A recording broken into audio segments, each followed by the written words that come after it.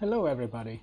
Today we're going to continue our descent or ascent into category theory, and we're going to consider what the right notion of morphism is between categories. So remember that we like to think of a category as a little blob like this.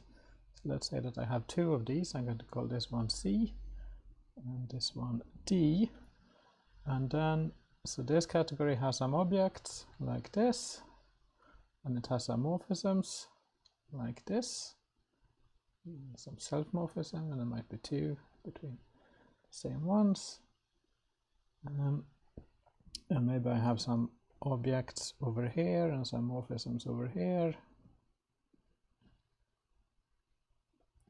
Okay, so what is the right notion of mapping this category to this one? Well, the first thing that's natural to ask for is a mapping on the object level, right? So I need to map every object over here to an object over here. So let's say that I'm mapping this one to that one, and I'm mapping this one to that one, and this one to that one, and this one also to this one, for example. Okay, so that makes sense for the objects. But then we also need to map the morphisms across, right? And here it's natural to ask that we are sending compatible morphisms to compatible morphisms. So if I'm looking at this one, for example, then since it's a morphism from this object to this object, and this one is mapped to this object, this one is mapped to this object, it makes sense to ask that this morphism here is mapped to a morphism between the corresponding objects over here, right? So in that sense, I guess it only makes sense to map it to this one here. And similarly, this morphism here goes between these two objects, so it makes sense to map it to something that goes between these two, which I guess in this case would only be the identity or maybe the composition of this one and this one, for example.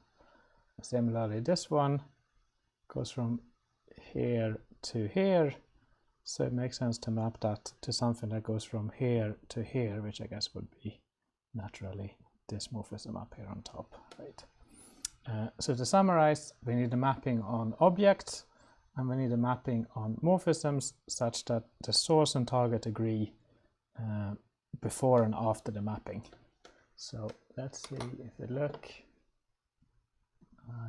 in our Agda file, and we look in the common category file, then here we see the definition of something called, so this is called a functor. So you see that we have two categories, C and D, and we're saying what it means to be a functor between them. So this is a little bit like a function, right, but not quite. So that's why it's called functor. So here we see that we are having one action on objects, so we go from the objects of C to the objects of D, and then we have one action on morphisms. So we're going, if you have a morphism from A to B and C, then we get a morphism from the action of A to the action of B in D, right? So often we call functors F because it's functors, and this says that morphism from A to B gets translated to a morphism from FA to FB, right? And then we also want this to preserve the structure, so we're asking that it preserves the identity, so it's sending identities in C to identities in D, and it's preserving composition. So if we map a composition across, then we could also map the pieces across and then compose them in D, right? So let's look at an example of such a thing. So here we have binary trees again. So we have leaves, and we have data in the nodes, and then two subtrees. And I'm claiming that this is a functor from set to set, because you see you pass in an x here, which is the set. So let's see if we can prove this. So that means that we have to define an action on objects, an action on morphisms, and then prove that this satisfies the identity and homomorphism laws, right? So here on objects, we get given an x, which is an object of set, so that's a set, and we have to produce an object of set, so that's another set.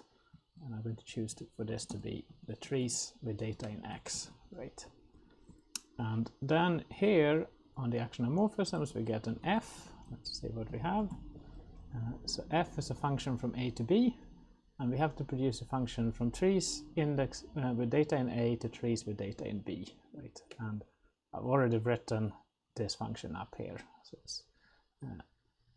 it's the function that goes down into the tree, and whenever you see some data x, then we apply the function f to it, and then we recurse into the subtrees. Right? So it's often a good idea to write these functions outside of the definition. You could also pattern match explicitly here, right? Pattern match on the t, but that often gives us problems with the termination checker. So much better to write this function at the top level, and then here we can say this is tree map of f. Right. Okay, but now we have to show that this preserves identities and composition, and the typical way we do this is we use function extensionality, because otherwise we can't really make any progress here. So let's say that this is x of something, and then we see what we have to prove. We have to prove that if we take any x in which is a tree, because act tree of a is this tree of a, right? If we f map with identity function on this tree, then we get that tree back, because this is yet ordinary identity.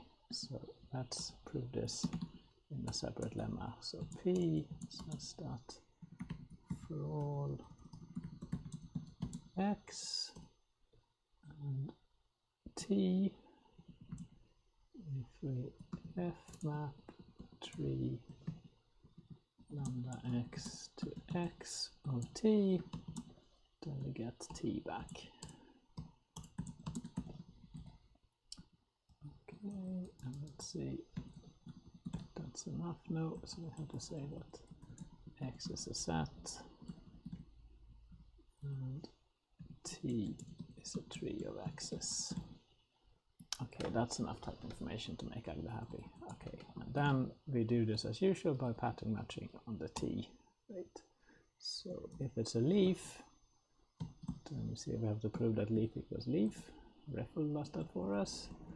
And if it's a node, then here we see that we have some tree maps at the subtrees, but the x here is the same. So if we're lazy and just rewrite with p of l and p of r, that should take care of it for us. Yeah. Okay, and similarly here, when we are preserving composition, we do this again with function extensionality. Right, so this time we have to show that if we have x, y, and z, we have an f from x to y, and a g from y to z, and some t. And if I f map with first do f,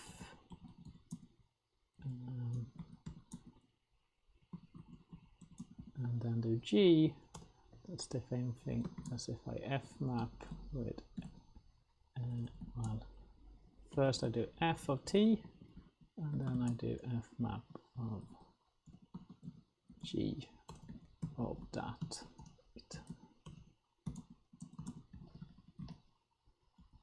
Okay, I think that's what I need. Yes. Okay, and again I prove this by pattern matching on t. If it's a leaf, then it's easy. If it's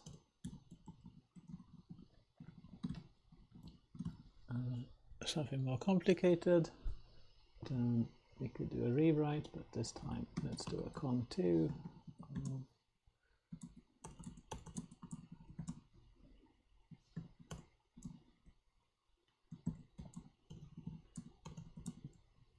This.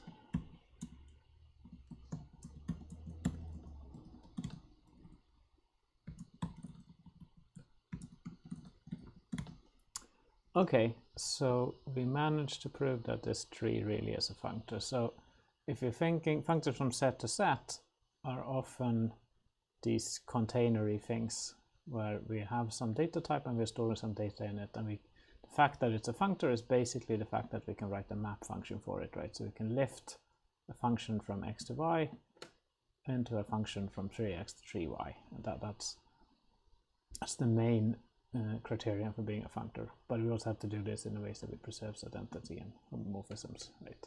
So in Haskell, this is where the word fmap comes from in Haskell. So it's a map, a functor map. So in Haskell, all functors are always of this type, right? From types to types or set to set. But really, there's a whole world of functors from between different categories. So let's just look at one simple example, which is a forgetful functor, where if we have a monoid, we can forget about the fact that we have a binary operation and just return the underlying set. So let's do this. So that's something we can do on objects, right? So if I have an object in the category of monoids, that's a monoid. Then I can look at the carrier of this monoid, and that's going to be a set.